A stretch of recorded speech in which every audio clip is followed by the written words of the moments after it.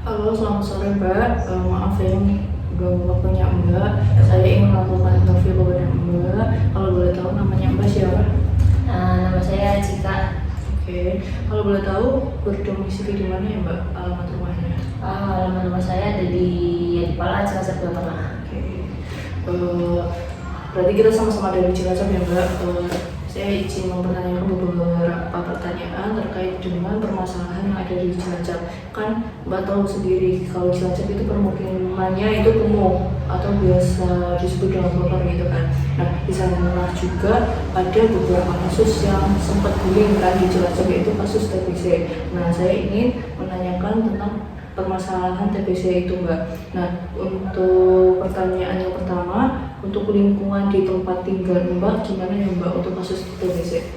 Kalau di Cilacap dengar-dengar tuh kemarin cukup tinggi ya Mbak, sempat ramai juga booming itu, katanya kasus TBC-nya meningkat. Terus apakah di tempat tinggal Mbak itu ada yang terkena TBC di RT atau desa gitu? Tetangga saya ada sih Mbak yang kena TBC itu. Kayaknya sekitar 1 atau 2 orang di RT. Cukup ini yang mengkhawatirkan. Nah, apakah dari kasus tersebut ada faktor yang menyebabkan terkena atau terkontaminasi dengan virus TBC itu yang disebabkan misalnya sampah ataupun lainnya Mbak? Kalau di lingkungan saya itu kayaknya sih karena pola hidup sama tempat tinggalnya sih Mbak, yang kayak kondisinya kurang memadai gitu. Oke. Nah, kalau boleh tahu dengan kondisi yang tersebut seperti itu, apakah airnya yang digunakan untuk sehari-hari itu kumuh, kotor atau keruh gitu Mbak? Kalau di rumah saya sendiri aman sih Mbak, tapi di beberapa tetangga mungkin ada yang masih kesusahan air gitu. Kayak kadang airnya ada coklat-coklat. Oke. Berarti itu semisal dengan kondisi air tersebut, mereka itu mengambilnya dari mana, atau mereka membor air sendiri yang di bor itu? Ada yang di bor, biasanya di sumur bor. Kemudian dengan lingkungan yang kumuh seperti itu, apakah ada kebiasaan lain seperti merokok yang bisa menyebabkan terkena penyakit TBC? Kalau di lingkungannya Mbak gimana? Dari mulai hidupnya masyarakat untuk merokok atau lainnya? Cukup banyak sih Mbak yang merokok gitu, mungkin juga salah satu penyebabnya itu ya. Terus kemudian untuk perokok pasif juga banyak berarti ya?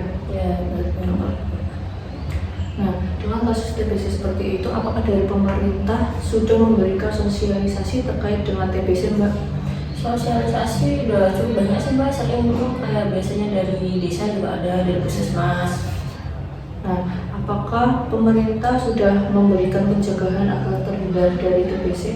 Kalau pencegahan saya kurang tahu ya, tapi kalau pencegahan itu udah banyak, cuma mungkin dari warganya aja sih yang kayak kurang kesadaran dirinya, yang udah punya penyakit tapi masih bandel gitu, nggak kasihan sama orang lain gitu. Oke, berarti untuk pemerintah sebenarnya sudah bagus untuk melakukan penyuluhan, namun dari kesadaran masyarakatnya belum cukup baik ya. Terus bagaimana sih harapan Mbak untuk kasus TBC di Cilacap ini? Ya ini sih cepat hilang gitu ya Mbak, soalnya dari TBC sendiri juga bahaya kan, menularnya gampang, terus risikonya kematian juga. Kalau bisa sih cepat diatasi lah, di penyuluhannya lebih ketat lagi, sama yang kalau misalnya udah terdeteksi TBC lebih diperhatikan lagi lah sama pemerintah. Terus pertanyaan terakhir Mbak, dengan kasus TBC di Cilacap itu kan cukup tinggi, apakah dengan kasus tersebut Mbak mempunyai rasa takut untuk tertular dari penyakit TBC itu?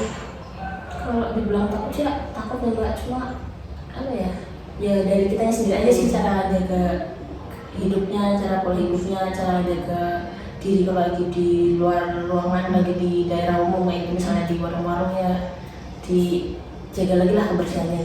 Oke, pertanyaannya udah cukup Mbak, mungkin itu saja yang bisa saya tanyakan melalui interview pada siang hari ini terkait dengan penyakit TBC di Cilacap. Terima kasih Mbak sudah menyempatkan waktunya untuk melakukan interview.